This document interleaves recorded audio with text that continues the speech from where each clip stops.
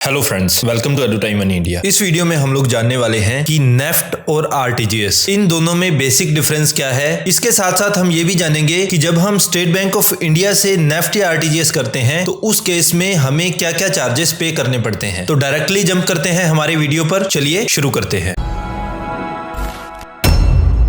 आज के समय में नेफ्ट और आरटीजीएस ये दोनों ट्रांजैक्शन करने के सबसे पॉपुलर मीडियम है। नेफ्ट और आरटीजीएस की फुल फॉर्म की अगर हम बात करें तो नेफ्ट का मतलब होता है नेशनल इलेक्ट्रॉनिक फंड ट्रांसफर और आरटीजीएस का मतलब होता है रियल टाइम ग्रॉस सेटलमेंट। जैसा कि नाम से ही पता चलता है आरटीजीएस रियल टाइम में होती है। सपोज मैंने कोई ट्रांजैक्शन की बैंक ए से बैंक बी के लिए और जैसे ही मैं बैंक ए से कोई ट्रांजैक्शन इनिशिएट करूंगा, ट्रांजैक्शन करते ही वो जो पैसा है रियल टाइम में बैंक बी के पास पहुंच जाएगा। दूसरी तरफ नेफ्ट की अगर हम बात करते हैं तो नेफ्ट को जब सेटल किया जाता है तो उस समय आरबीआई क्या करता है, हर आधे आधे घंटे के बैच बनाता है और आधे आधे घंटे के बाद सारी नेफ्ट्स को एक साथ प्रोसेस करता है। अगर आप भी उन लोगों में से हैं जो कि जनरली नेफ्ट या आरटीजीएस का यूज करते हैं एक बैंक से दूसरे बैंक में पैसा ट्रांसफर करने के लिए, तो आपने ये चीज फील जरूर की होगी कि जब आप आरटीजीएस करते हैं तो पैसा तुरंत पहुंच जाता है बेनिफिशियरी के पास, लेकिन अगर आप नेफ्ट करते हैं तो वहां पर चांसेस होते हैं कि आपका पैसा लगभग आधे घंटे के बाद पहुंचता है बेनिफिशियरी के पास। उसके पीछे रियल रीजन यही है कि आरटीजीएस में जो होता है आरबीआई रियल टाइम में ट्रांजैक्शंस प्रोसेस करता है, हर इंडिविजुअल ट्रांजैक्शन प्रोसेस की जाती है रियल टाइम में। लेकिन नेफ्ट में जो ट्रांजैक्शंस हैं वो छोटे छोटे बैच बनाकर हर आधे घंटे में प्रोसेस की जाती है। इसके साथ साथ इन दोनों में एक बड़ा डिफरेंस ये है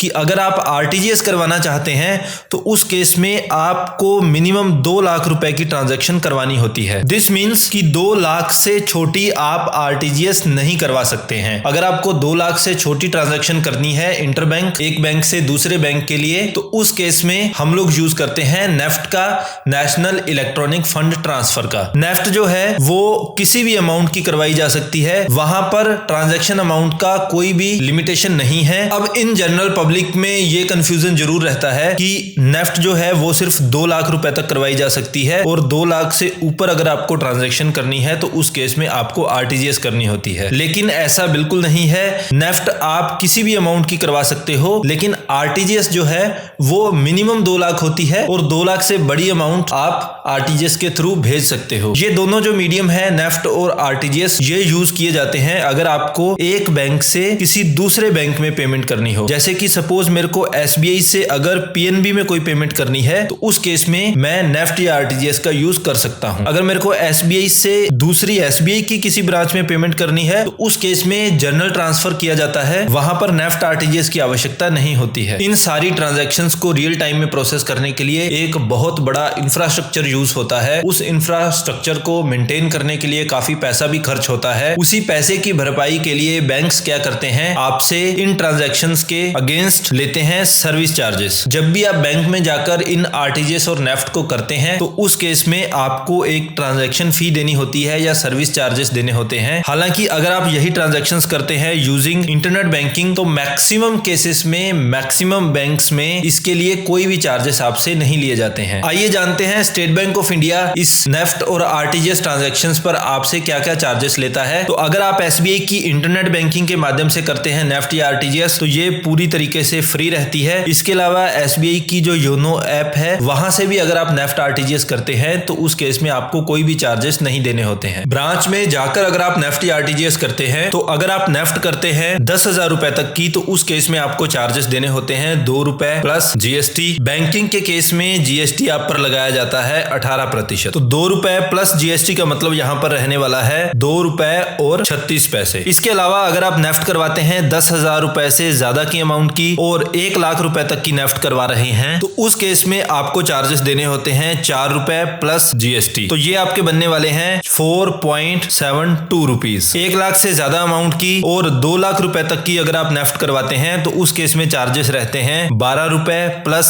जीएसटी और 2 लाख से बड़ी अगर आप नेफ्ट करवा रहे हैं तो उस केस में आपके चार्जेस रहते हैं 20 रुपए प्लस जीएसटी। तो 12 रुपए प्लस जीएसटी आपके बनेंगे 14 रुपए 16 पैसे। 20 रुपए प्लस जीएसटी जो है ये आपके बनेंगे 23 रुपए 60 पैसे। 2 लाख से बड़ी चाहे कितने की भी ट्रांजैक्शन हो, अगर आप नेफ्ट करवाते हैं तो ब्रांच में जाकर अगर आप करवा रहे हैं तो उस केस में आपको 23 रुपए 60 पैसे चार्जेस के रूप में देने होते हैं। इसके बाद एक बार बात कर लेते हैं आरटीजीएस ट्रांजैक्शन के बारे में। अगर आप आरटीजीएस कर रहे हैं 2 लाख रुपए से लेकर 5 लाख रुपए तक की, तो आपको चार्जेस देने होते हैं 20 रुपए प्लस जीएसटी, तो ये वही रहेगा 23 रुपए 60 पैसे आपको देने होते हैं। वहीं अगर आप आरटीजीएस करवा रहे हैं 5 लाख रुपए से बड़ी, तो उस केस में आपके चार्जेस रहते हैं 40 रुपए प्लस जीएसटी, ये आपके रहते हैं 47 रुपीज एंड 20 पैसा। तो ये है स्टेट बैंक ऑफ इंडिया के नेफ्ट और आरटीजीएस के चार्जेस। अगर आप भी रेगुलरली इस तरह की ट्रांजैक्शंस को यूज करते हैं, चाहे वो नेफ्ट हो या आरटीजीएस हो, तो आपके लिए रेकमेंडेड यही रहता है